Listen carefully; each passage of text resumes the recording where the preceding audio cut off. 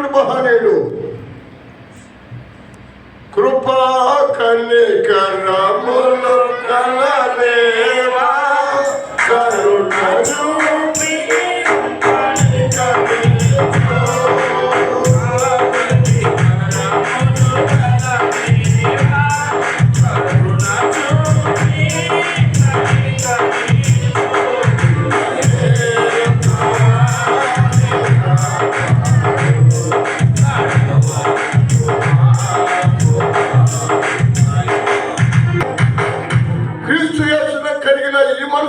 కలిగి ఉండి దేవుని స్వరూపము కలిగిన వాడు దేవునితో ఉండటం విచ్చమెచ్చవాడు అనే భాగ్యం అని ఎంచుకోలేదు. కానీ మనుషులు పోలికగా పుట్టి దాసుని స్వరూపము ధరించుకొని తను తానే వ్యక్తులుగా చేసుకొని చూడండి, దేవుడై ఉండి మానవుడిగా వచ్చేసాడు. ఆయన దాసుని స్వరూపం అంటే ఒక జీతగాడి స్వభావం కలిగిన వాడు.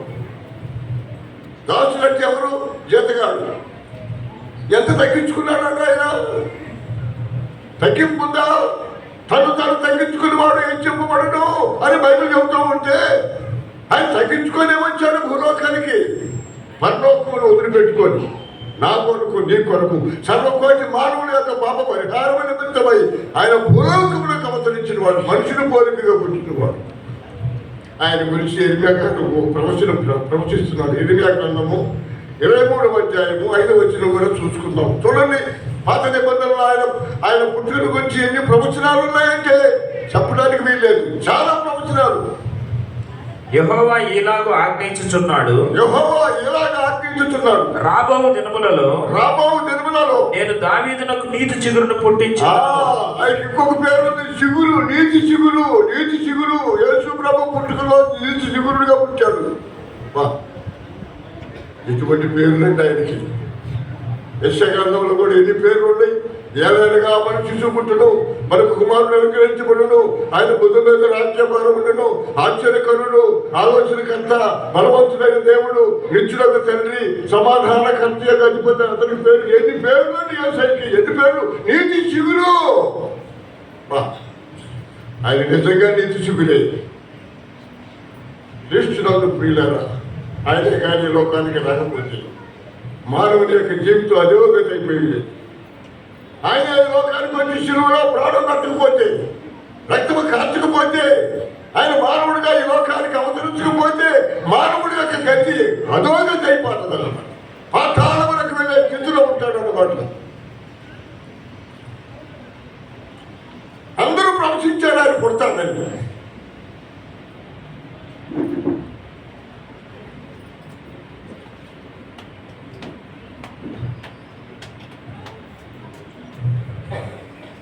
ప్రవచిస్తూ ఉన్నాడు ఇర్మియా ప్రవక్త. ఏమని? రాబో దినములలో నేను దావీదునకు నీతి చిగురును పుట్టించదును. నీతి చిగురును పుట్టించదును. అతడు రాజై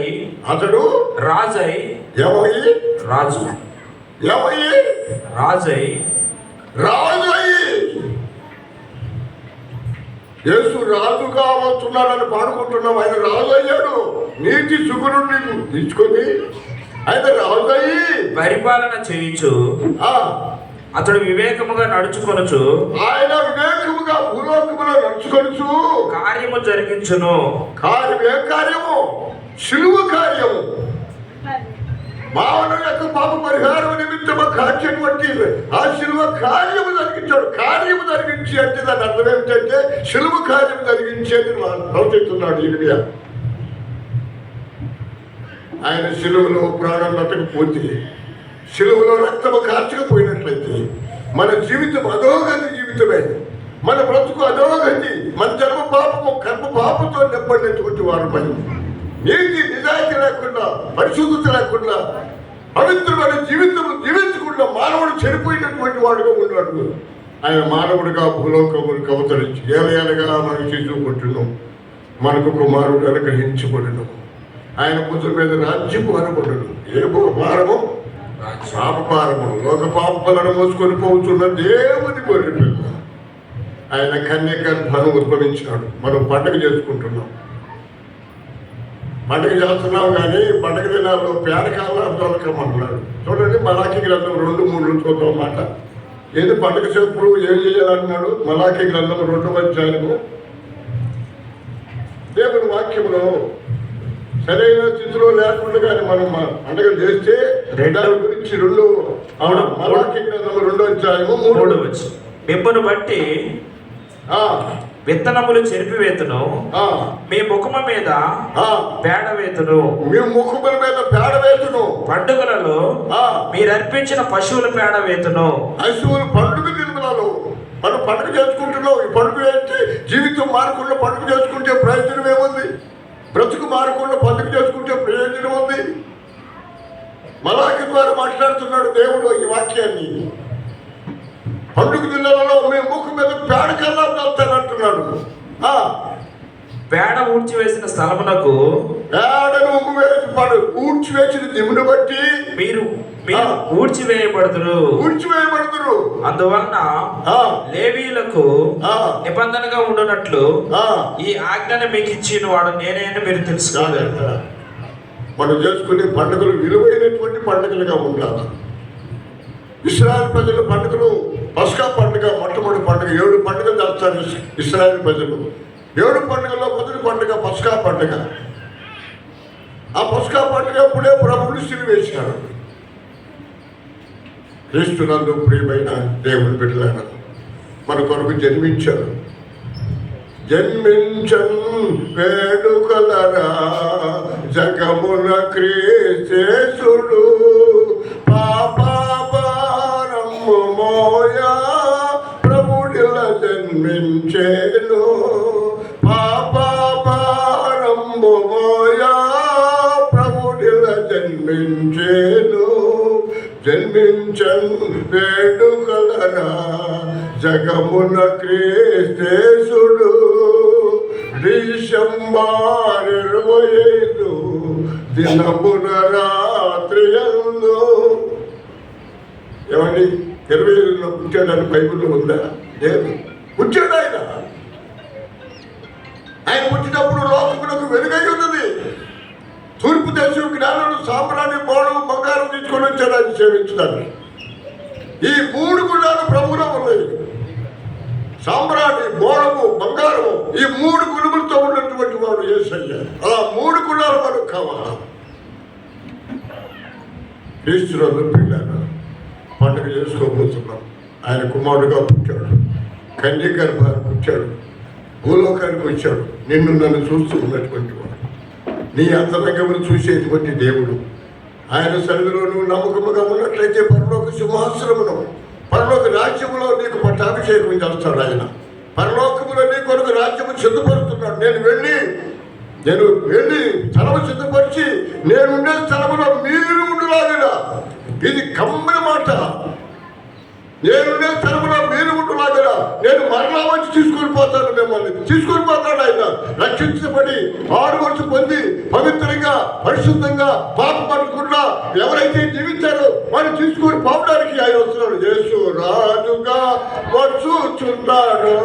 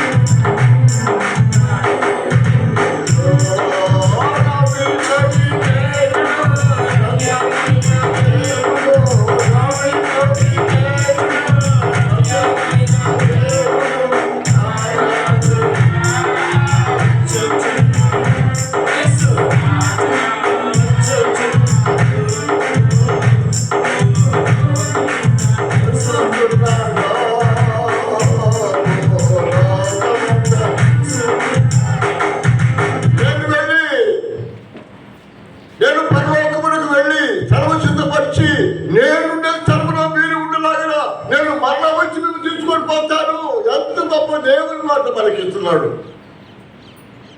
పరిశుద్ధ స్థలము, నీతితో కూడుకున్న స్థలము, మహిమతో కూడుకున్న స్థలము, కోటాను కోట్ల దోషులు సంచారం చేసేటటువంటి ఆ రాజ్యమును తీసుకొని కడతాడు.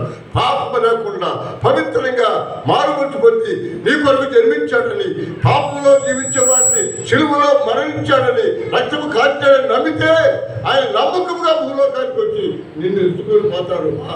ఇప్పుడు తెస్సలోనికీయులకు రాసిన పత్రికలో 4వ అధ్యాయం 16వ వచనంలో ఒక మాట వ్రాయబడి ఉంది. నేను దాంతో ముగిస్తాను దేవుని వాక్యాన్ని. 4వ అధ్యాయం 16వ వచనము, తెస్సలోనికీయులకు రాసిన పత్రిక 4వ అధ్యాయం 16వ వచనము. ఆర్భాటముతోను ప్రధాన దూత శబ్దంతోను ప్రభు దిగివచ్చును. ఆర్భాటముతోను ప్రధాన దూత శబ్దముతోను దేవుని బోరతోను. 3 ఆయుధాలు, భయంకరమైన ఆయుధాలు. ఆర్భాటం అంటే వరకు నేను సిద్ధపడుతున్నాడు పరలోకానికి రావటానికి. ఆయన లోకంలో దూతలను సిద్ధపడుతున్నాడు. అయ్యా ఆర్భాటంతో ఉన్నారు, సిద్ధపడుతున్నారు, నిన్ను తీసుకొని పోవడానికి రాబోతున్నాడు. ఆర్భాటముతోను ప్రధాన దూత శబ్దముతోను దేవుని బోరతోను పరలోకము నుండి ప్రభు దిగివచ్చును. క్రీస్తు నందుండి మృతులైన వారు మొదట లేతురు. క్రీస్తు నందుండి మృతులైన వారు అంటే పరిశుద్ధంగా జీవించి సమాధి చేయబడినటువంటి వారు ఆ మీదట సజీవులమై నిలిచి ఉండు మనము వారితో కూడా ఏకముగా ప్రభువును ఎదుర్కొనుటకు ఆకాశ మండలమునకు మేఘముల మీద కొనుక్కోబడు కాగా మనము సదాకాలం మనం ఆయనతో ఉంటాము. సదాకాలం అంటే ఇక ఆయనకు పోతే ఇప్పుడు వచ్చేదే లేదు.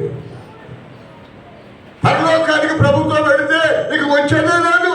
అక్కడ అంత ఆనందము, సంతోషము, సమాధానము, దేవుని బిడ్డలతోటి ఉండే జీవితం కలిగినటువంటి వారుగా ఉంటాం మనం అక్కడికి.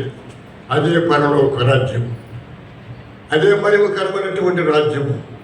అక్కడే ప్రభు ఉంటాడు, అక్కడే తన దూతలు ఉంటాడు, అక్కడే మనము రక్షించబడినటువంటి మనము నీతిగా, యథార్థంగా, పరిశుద్ధంగా, పవిత్రంగా, ఏ పాపం ఎదుర్కోకుండా జీవించినట్లయితే మనము యేసుతో కూడా సదాకాలము నాతో ఉంటావు. ప్రార్థన చేసుకుందాం. సదాకాలం ఉండే రాజ్యం కొరకు మనం సిద్ధపడదాం. నాయన ప్రేమ మా తండ్రి, నీ కుమార్తెలు నీ కుమారులను తెచ్చావు. ఈ పుట్టుకు తిన్న సందర్భంలో నీ మాటలు వింటుండగా ఇదిగో నీ బిడ్డ ద్వారా మొట్టమొదటి మాట్లాడారు. తర్వాత బలహీనమైన నాతో కూడా మీరు మాట్లాడేందుకే మీకు వందనము. ఈ బిడ్డలందరినీ మీ కృపలో జ్ఞాపకం చేసుకున్నాను. అయ్యా కార్యాలు జరిగించి ప్రయత్నించుకోమని యేసునామమున అడుగుతున్నాము తండ్రి.